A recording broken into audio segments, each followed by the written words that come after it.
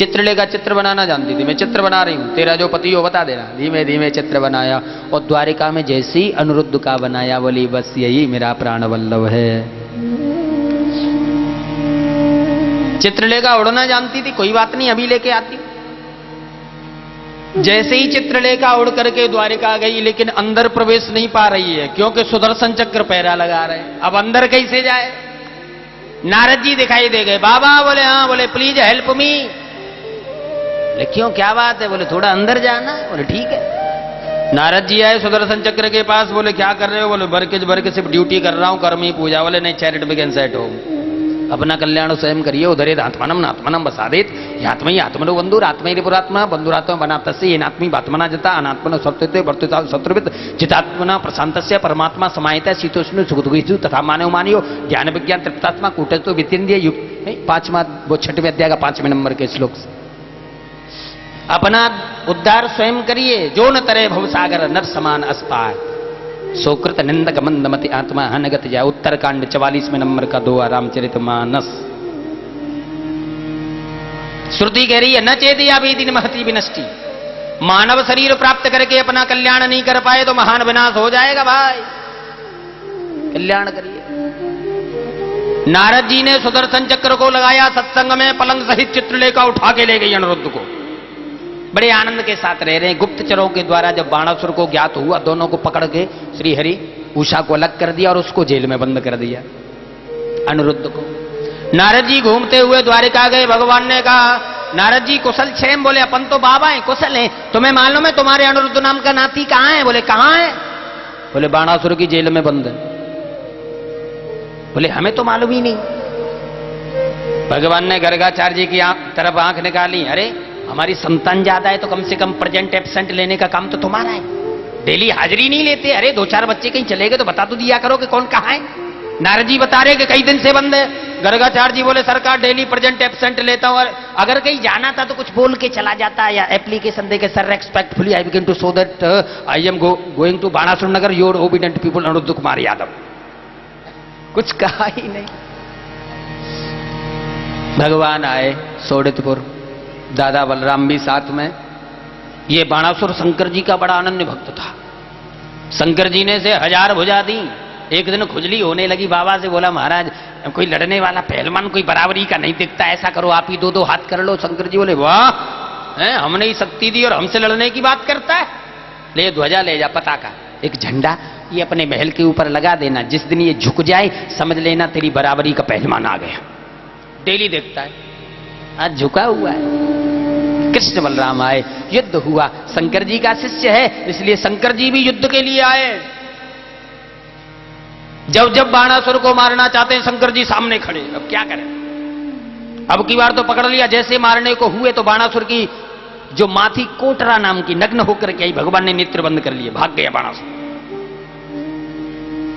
जब जब मारना चाहते हैं शंकर जी सामने, ऐसा शस्त्र छोड़ा शंकर जी को झमाई आने लगी। इतने में बाणासुर की 1000 भुजा साफ। शंकर जी बोले महाराज ऐसे मारना मत। बोले मार थोड़ी रहा हूं, क्योंकि प्रहलाद का वंशज है, उसे मैंने कहा है कि अब किसी को नहीं मारूंगा। क्योंकि हिरण्याकश्यप का प्रहलाद, प्रहलाद के विरोचन, विरोचन के बलि और बलि का बाणासुर, इसलिए नहीं मारूंगा। मैंने इसके अहंकार को दूर किया है। और विधिवत फिर भगवान के नाती अनिरुद्ध का विवाह सुखदेव जी कहते हैं उषा के साथ बाणासुर ने किया।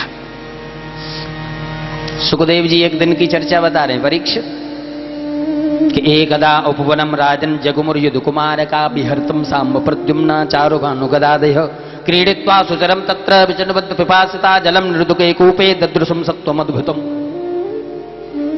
एक दिन भगवान के पुत्र पौत्र खेल रहे थे और खेलते खेलते क्षुभित तृष्णो व्रतम, जब प्यास से भूख से पीड़ित, तो जलम नृदुके कूपे, कुएं में झांक के देखा पानी पीने के लिए। तो क्रिकलाभम गिरनिभम वीक्ष विश्वत मानसाहा, परीक्षित एक बहुत बड़ा क्रिकलास गिरगिट दिखाई दिया।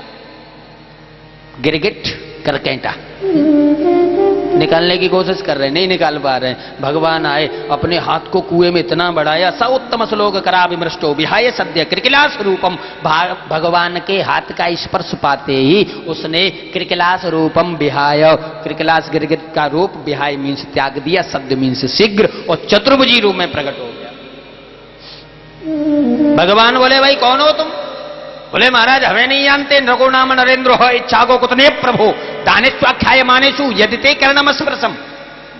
अगर कोई चाहे तो आकाश के तारे गिन सकता, लेकिन हमारी दी हुई गायों को नहीं गिन सकता। इतनी गाय दान में दी हमने, हैं? आप हमें नहीं जानते, हमारा नाम है राजा नृग।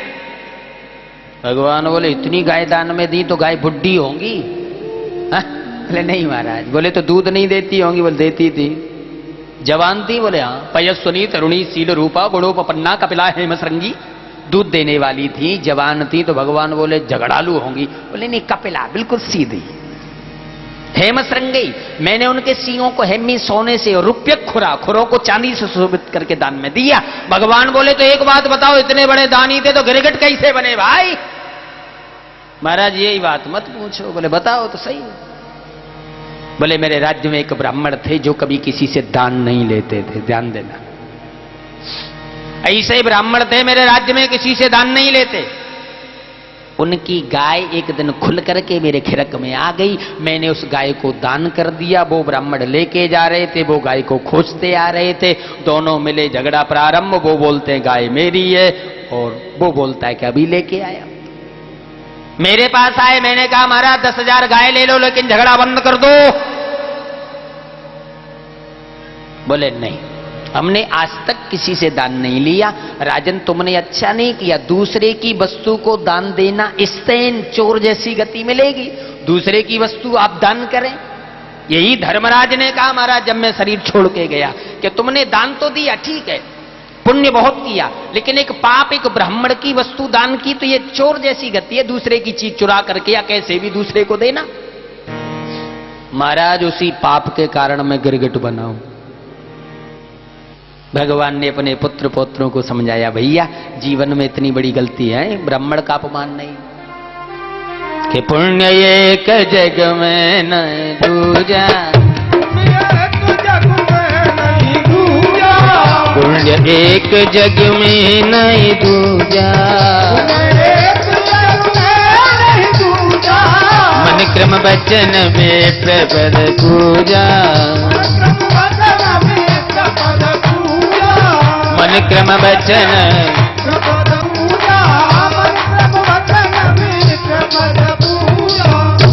भगवान ने अपने पुत्र पौत्रों को समझाया, मन क्रम वचन विप्र पद पूजा। ब्राह्मण की सेवा, जब ब्राह्मण की सेवा करोगे तो पुण्यों के पुंज इकट्ठे होंगे, और पुण्य पुंज बिन मिले ही न संता।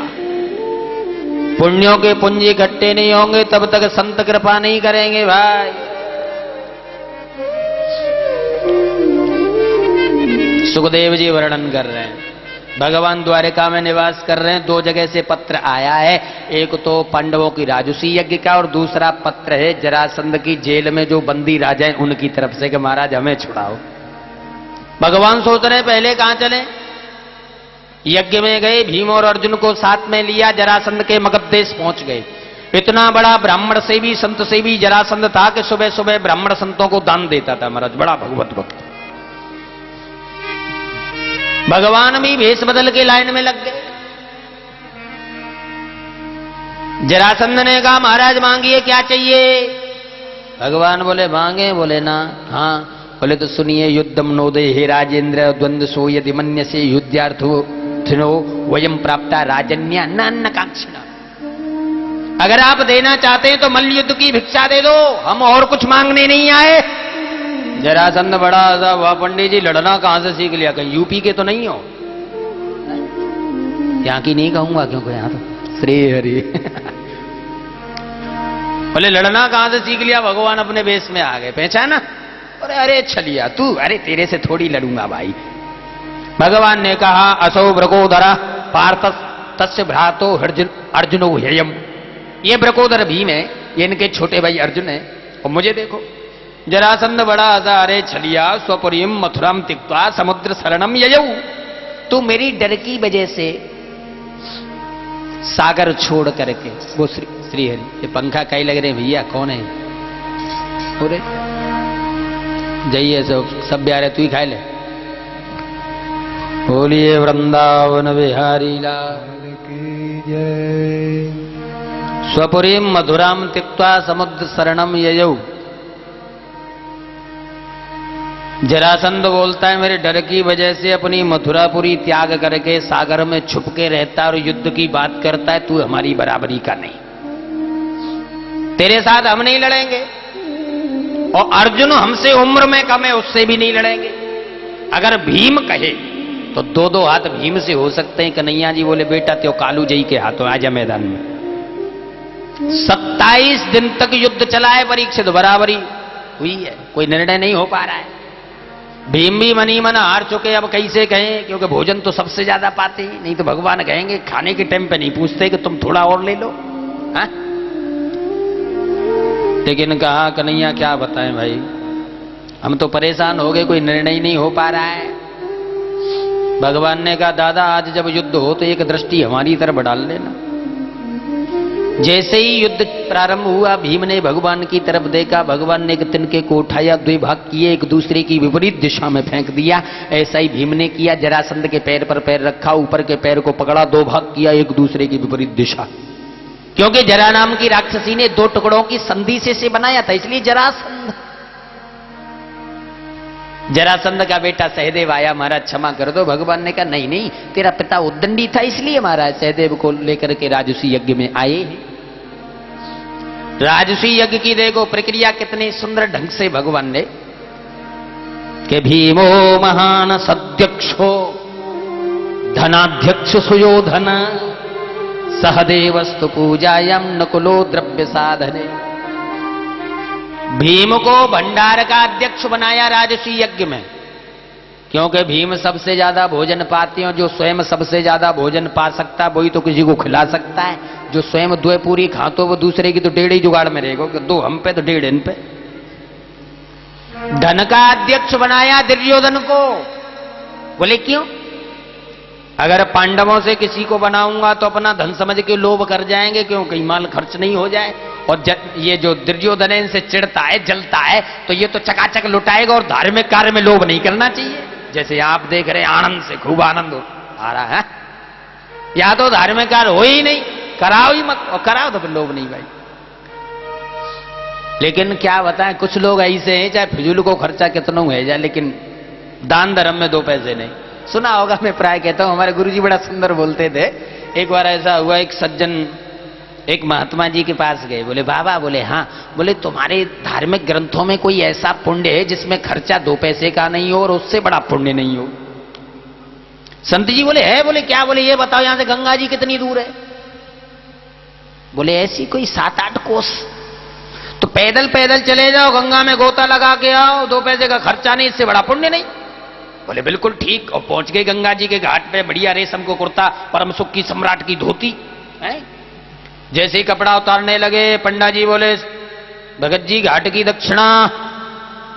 बोले स्वामी जी तो जो करे कछु लगे ही ना है। बोले भैया मेरे पास ना है। अब पंडा जी कैसे मान लें? बढ़िया रेशम को कुर्ता के आकी पॉकेट में 2 रुपया नहीं हो, कैसे मान लें? बोले नहीं नहीं दक्षिणा दो। बोले नहीं है। बोले तो खिसको यहां से। अरे यहां तो दक्षिणा दोगे तब स्नान होगा। भगत जी बड़े चक्कर में, बाबा कह रहे 2 पैसा खर्चा नहीं, अब बताओ क्या कर। सोचा कोई बात नहीं, यहां घाट है इसलिए दक्षिणा मांग रहा, 2-4 कोस पैदल पैदल किनारे किनारे चलूंगा, और जहां घाट नहीं होगा वहां दक्षिणा किस बात की। 2-4 कोस और चले गए किनारे किनारे, कपड़े उतारे गोता लगाने को। आज मेरे भगवान पंडा बन के चले आए। भगवान भगत जी घाट की दक्षिणा। भगत जी बोलते बापो घाट हुआ, 4 कोस पैदल चले आओ घाट। बोले घाट की दक्षिणा? बोले नहीं नहीं दक्षिणा तो देनी पड़ेगी पूरी गंगा। पंडाओं की कहीं भी कोई भी कैसे भी मिले, दक्षिणा लेने का हमारा अधिकार है। भगत जी बोले तो ठीक है, मेरे पास कुछ है नहीं। भगवान का लौट में बारे। बोले कोई बात नहीं, हम तो संतोषी ब्राह्मण है, तुम दान लिखाए दो, कब घूमते हुए तुम्हारे गांव आएंगे तो ले आएंगे, पटा लेंगे। तो हिच